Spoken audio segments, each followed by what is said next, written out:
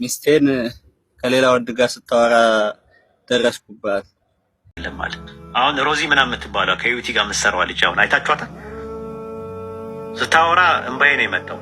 ንቃቤ ከነማንነቴ ከነባህሌ መማር ነው ያለኝ አማራጭ። እባክሽ የኔ እህት የቁርአንን ስተት ፈልጊልኝ። ለምን ሌሎች ሙስሊም የሚበዙበት አካባቢ ላይ ባሉ ንጹሃን ክርስቲያኖች ላይ እርምጃ መወሰድ አለባቸው። አሰላሙ አለይኩም ወራህመቱላሂ ወበረካቱ። እንኳን ደህና ቆያችሁኝ። እንደተለመደው ይሄን ቪዲዮ ላይክ በማድረግ ጀምሩት። የሶስት ልጆች አባት ነኝ እና እዚህ ሳውዲ አረቢያ ተመጣሁ 1-2 አመት ሆነኝ። በአጋጣሚ ሚስቴን ከሌላ ወንድ ጋር ስታወራ ደረስኩባት። ማለት እዚህ ጓደኛ አለኝ፣ ተጓደኛዬ ጋር ስታወራ ጓደኛዬ አላወቃትም። የሆነ ሴት እኮ እያወራሁ ነው ምናምን አለኝ። ምን አይነት ምናምን ስለው የሚስቴን ስም ነገረኝ። እስቲ ስልክህን አሳይ ገልብጠህ ምናምን ስለው ስልኳን ሲያሳየኝ የኔ ሚስት ናት፣ የሶስት ልጅ እናት ባለቤቴ ማለት ነው። ከዛ ያለውን ነገር ሁሉንም ቪዲዮው ምናምን ያለውን ያወራውን ለኔ ምን ቪዲዮ ቀረጽኩት ስልኩን ገልብጦ ሲያሳየኝ። ከዛ እሷ ጋር ያው ዝም ብዬ እያወራሁ እያለ ብዙም አልተነጋገርንም። እሱም ያወራትን ገልብጣ የተወሰነ ወሬ ያወራችኝ። በዚህ ጊዜ በጣም ተፈታተነኝ፣ ተናደድኩኝ በጣም ተልክ በላይ እና አንቺን የሚባል ሴት አንቺም ሆንሽ ልጆችሽም አይመለከተኝም አላቅም ብዬ ብሎክ አደረኩኝ። አሁን ይሄ ነገር ማለት ከልጆቼ ጋር ያለውን ነገር ለመጨረስ ምን ያው ለትዳሩ ምናምን ሳይሆን ሰው አቅርቢና ለልጆችም የማደርገውን ደግሞ አዲስ ቤት ሰርቼ አዲስ ገብተው ነው ቤትም እያስተካከልን ነበር። ስለዛም ጉዳይ አይደለም ምናምን ሰው አቅርቢልኝ ስላት ሰው አላቀርብም አለች። ይሄ ነገር ያው እኔ አሁን ስለ ትዳሩ ምናምን ጉዳይ አይደለም ያለውን ነገር ልጆቼ አላፊ እስከሆንኩ ድረስ ይህ ሰው እንትን ብሎ ይሄን አርክ ለልጆቼ የሚለኝን ነገር እንትን አላለች። እኔ ታሁን በኋላ ሚስቴም አይደለሽም ምንም አይደለሽም ስላንቺ አላቅም ምናምን ብዬ እንትን አልኩኝ። ይሄ ነገር እንዴት ይታያል? አሁን ሐሳብ አንተ ለልጆች ቀለብ እንዴት ልቁረጥላቸው ነው? ሰው ቀርበን እኔ ይሄን ነገር አርጋለችም እንደዚህ እንትን ብላለች ብዬ እኔ ልጆች እናት ነሽ አይብሽም መዘክሰክ ለማንም አልፈልግም። ስለዚህ አሁን በእንትን ባለመንገድ ተነጋግረን የሚሆነው ነገር ይሁን ነው ነው ሐሳቤ። በጣም ጥሩ። በመጀመሪያ ጀዛከላህ ኸይር፣ አላህ ይባርክ፣ አላህ ይጠብቅህ፣ አላህ ሳሊህ የሆነች ሴት ይወፍቅህ። በሁለተኛ ነገር ሰተራት አንድ ተዋርዳለች። ያው እንግዲህ ይሄ ትልቅ ስህተት ነው በትዳር ውስጥ አስቀያሚ ነገር ነው፣ ቆሻሻ ነገር ነው። አላህ ይለፋት፣ አላህ ሱብሓነሁ ወተዓላ ሂዳያውን ይስጣት። ሁለተኛ ነገር የምታረገው ምንድነው? ለቤተሰብህ ወይ ደግሞ ለምታምንበት ሰው ነግረህ ቤተሰቧ ተጣልተን ነው ብለህ ችግሩን ሳትናገር ኦኬ፣ የችግሩን ሳትናገር እንዳትዋረድ ማለት ነው። ችግሩን ተናግረህ ከዛ በኋላ እኔና እሷ ተለያይተናል፣ በመካከላችን ስምምነት ስለሌለ ተለያይተናልና ልጆቼን ቀለብ ላደርግላቸው ፈልጋለሁ ወይ ልጆችን ወደ ራስ መውሰድ የሚፈቀድ ልጆችን እንትን እንዳላቸው ቤት አላቸው እኮ አሁን አዲስ ቤት እየሰርቼ ቢያንስ እየጨረስኩ ባለሁበት ሰዓት ነው እንደዚህ ነገር የተፈጠረው። አሁን እኔ ቤትም ምንም አልፈልግም። እኔ አሁን እንዳይራቡ እንዳይጠሙ እዛው ቤታቸው ተቀምጠው እነሱም ሳይንገላቱ ነው። በሌላ መልኩ ደግሞ እሷ ይሄን ነገር እንትን ስላት ተፈለክ የራስ ጉዳይ ልጆችህና ተቀበለ እኔ ሄዳለሁኝ እያለች ነው። አሁን ይሄ ነገር ደግሞ እኔ ልጆቼ በፊት እዚህ ሀገር ስመጣ ቤት ኪራይ ነበርኩ። ያው በብዙ ፈተና ነው ብዙዎች ያውቁታል። ግን ያን ነገር ተዛ ነገር ለመውጣት ትንሽ ቦታ ነበረችኝ እዛ ላይ ሰርቼ አሁን በቃ እያዘገጃጀው ተገቡ። ቢያንስ 4 ወር 5 ወር ነው ቢሆናቸው ቤታቸው ማለት ነው። እና እኔ አሁን ፍላጎቴ እነሱ እንዳይበተኑ፣ ለምን እኔ ቤተሰቦችን ጋር ቢሆኑ አይመቻቸውም፣ እሷን ቤተሰቦች ጋር ቢሆኑ አይመቻቸውም። እሷ ይሄ ነገር ታልሆነ እኔ እሄዳለሁኝ ተፈለክ ልጆችህና ወሰድ ማለት እንትን አለ። በእርግጥ አሁን እዛ ውስጥ ንግግሩ ውስጥ አልገባንም። ምን ያጠፋል? ምኑ ካልሆነ ሄዳለሁ ትላለች። ልጆችና ተቀበል እኔ ሄዳለሁ እሰራለሁ እኔ ለራሴ ውጭ ሀገር ነው የምትለው። እና መፍትሄ ታዲያ ምንድነው አንተ? አሁን መፍትሄ እኔ ልጆቹን እንደፈለገ የታርጋችሁ ማለት የኔም ቤተሰቦች ያን ያህል ልጆቹን እንትን የሚሉልኝ አይመስለኝም። ቢያንስ ለልጆቼ ያው ይሄ ለልጆቼ ተቆራጭ ለማድረግ ምን ቤተሰብ አሁን ትንሽ አንዳንድ ነገሮች አሉ። የኔም ቤተሰቦኝ ይህን ነገር ባወራቸው ራሱ እኛ ስንነግርህ አንተ በራስህ ጊዜ ነው የማለት ነገር ስላለ ይህን እንዴት አድርጌ ነው መጨረስ ያለብኝ የልጆቹ ጋር ያለውን ጉዳይ ነው እኮ። አሁን እኮ እሷ ጥላቸው ልትሄድ ነው አይደል እንዴ? አሁን ይሄን እንዳትሄድም ለማድረግ ምን ማድረግ አለብኝ ነው አሁን? ወላሂ በጣም ከባድ ነገር ነው። እኔ በእርግጥ ሌላ አንድ ሀሳብ አማራጭ ያለኝ ማለት እሷ ያው እኔ በወር ተቆራጭ ተማረግላቸው ውጭ ያን ያህል እንትን አይኖራቸውም። ያው ከሌላ ሰው ብር አንስታ ነው ይሄን። እኔ ደግሞ ይሄን ነገር ልጆችን እንደዚህ ለመነጣጠል ብር ለሚሰጥ ሰው ማስጠንቀቂያ ማስጠት እችላለሁ እንዳይሰጡ ለሷ ገንዘብ ምናምን። አልገባኝም ማለት እሷ ወደ ውጭ ብትሄድ የሆነ ብር ያስፈልጋታል። ተሰውን ታንስታ ነው የምትሄደው። እሺ ማለት በራሷ አይኖራትም ይሄ ብር እኔ ካልሰጠኋት አይኖራትም። እሺ ይሄን ነገር ደግሞ ሌላ ሰው እንዳይሰጣት እኔ ማስጠንቀቅ እችላለሁ፣ መናገር እችላለሁ። لا ፈታሃት ከሆነ ኢዳዋን ከጨረሰች በሷ ላይ መብት የለም። ፈታሃት ኢዳዋን ከጨረሰች በሷ ላይ ምንም መብት የለም። በልጆች ላይ ነው እንጂ በሷ ላይ ምንም መብት የለም።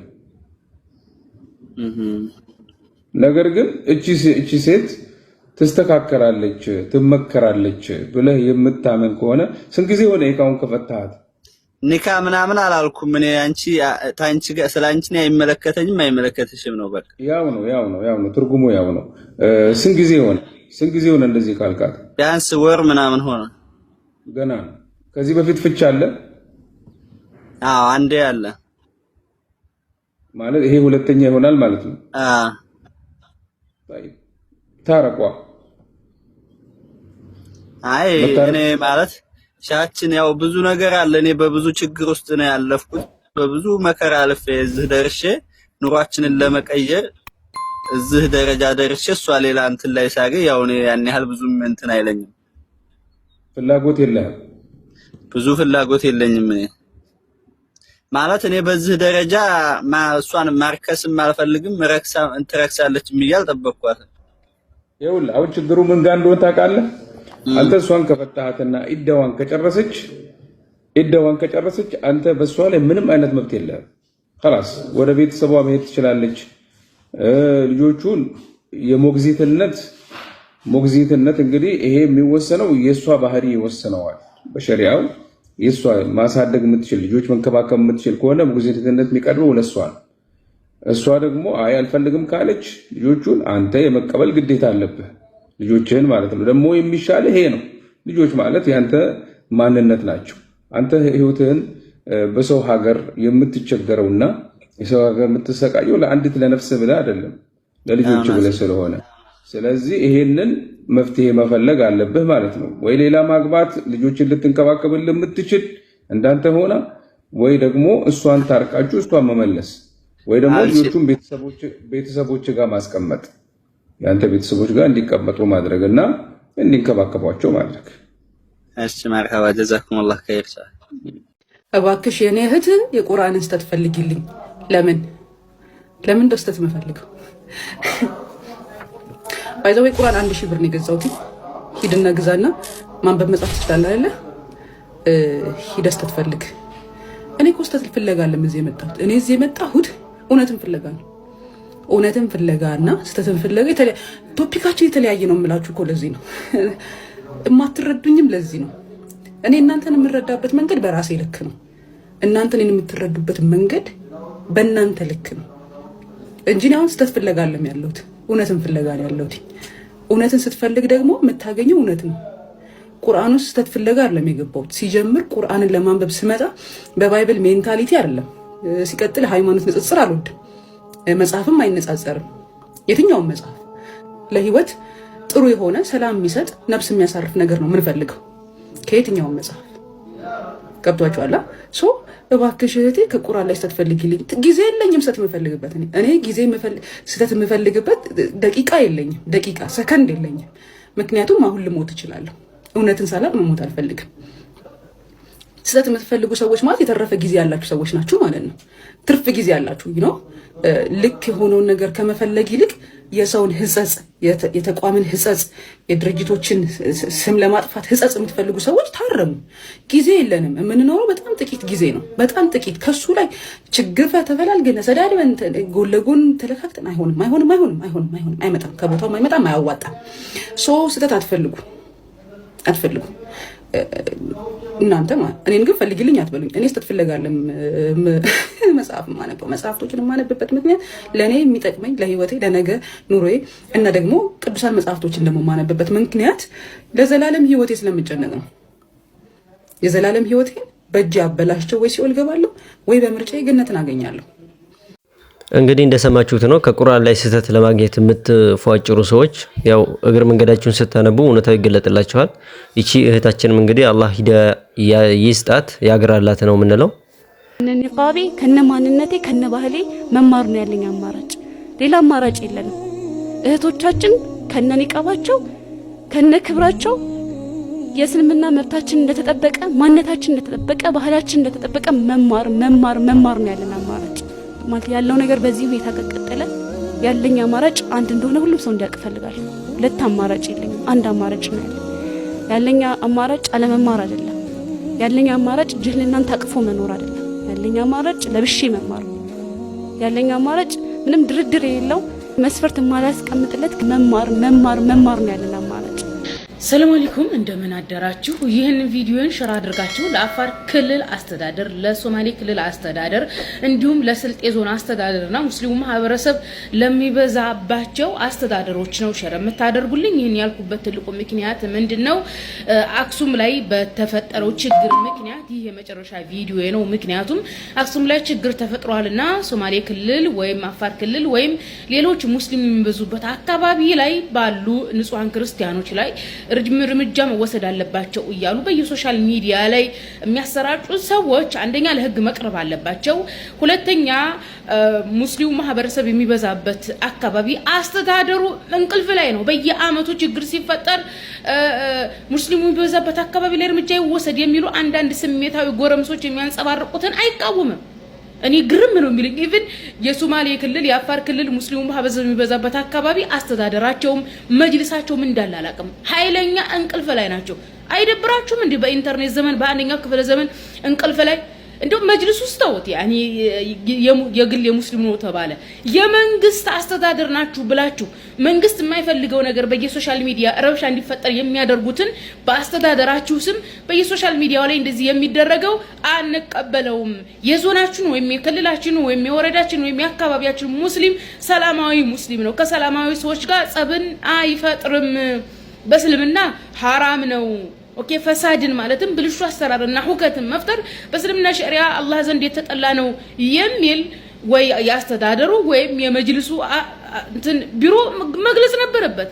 ሙስሊሙ ማህበረሰብ የሚበዛበት አካባቢ አስተዳደር ከመጅልስ ጋር በመነጋገር እንደዚህ አይነት ትምህርት በሶሻል ሚዲያ መስጠት አታቁም። እኔ ኋላ ቀረናችሁ። እናንተን በስንት ነው የምናስተምራችሁ ነው። በጣም ይሄን ቪዲዮ እንዲሰራ ያደረገኝ ከታች ስሙን አደርግላችኋለሁኝ። አይ ቲንክ የሚኖረው በሳዑዲ ነው። አስባችሁታል? ሳዑዲ ላይ ተቀምጦ አክሱም ላይ ያሉ አንዳንድ መናጢ የአክሱም አስተዳደሮችና ህዝቦቹም ተጨምረው ሙስሊሞችን በድለዋቸዋልና እዚህ ሙስሊም የሚበዛበት አካባቢ እርምጃ ወሰዱ የሚለው ሳዑዲ ላይ ቁጭ ብሎ ነው። አይ ቲንክ ሳዑዲ ላይ እንኳን አይደለም የሆነ ቦታ ተቀምጣችሁ እዚህ ቦታ ሽብር ፍጠሩ ማለት አይደለም ሰላማዊ ሰልፍ መውጣት አይቻልም። በሳዑዲ ህግና ስርዓት ማለት ነው። ሳዑዲ ላይ ተቀምጣችሁ ኦኬ የሆነ ችግር ያልተፈጠረበት አካባቢ ለሰላማዊ ሰልፍ እንዲወጣ ሁከት እንዲፈጠር የምታረጉ አሳልፈን ለሳዑዲ ህግና ስርዓት ነው የምንሰጣችሁ። ታስራችሁ ራሱ አትወጡም። አሸባሪ ተብላችሁ እድሜ ልካችሁ ነው የምትታሰሩት። ሳዑዲ እንኳን ያላችሁ የእዳው ጨው ነው። አውሮፓና አሜሪካ ተቀምጣችሁ የምትዝረከረኩ የራሳችሁ ጉዳይ። ኦኬ እዛ ሰላማዊ ሰልፍ በነገራችን ላይ ሰላማዊ ሰልፍ ራሱ እንደ እስልምና አስተምሮ ምንድነው በሰላምን የሚያበላሽ ሁከትን የሚፈጥር ነው። እንኳን አይደለም ሂዳችሁ የሆነ ቤተ እምነት አቃጥሉ ምናምን ሊባል ማለት ነው። እና እባካችሁ አላህን ፍሩ፣ ህግን ፍሩ። በህግ አምላክ ስሜታችሁን ያዙልን ነው። እኔ በየሶሻል ሚዲያው ስሜቱን የሚያራግበው ሳይሆን በጣም ያናደደኝ ሙስሊሙ ማህበረሰብ የሚበዛበት አካባቢ አስተዳደርና መጅልሱ ኢቭን አረ የኢትዮጵያ መጅልሱ ራሱ ዋናው የእስልምና ጉዳዮች እንዴት ዝም ትላላችሁ እናንተ? አይደብራችሁም እንዴ? እኔ በነገራችን የብልጽግና ደጋፊ ሆኜ አይደለም።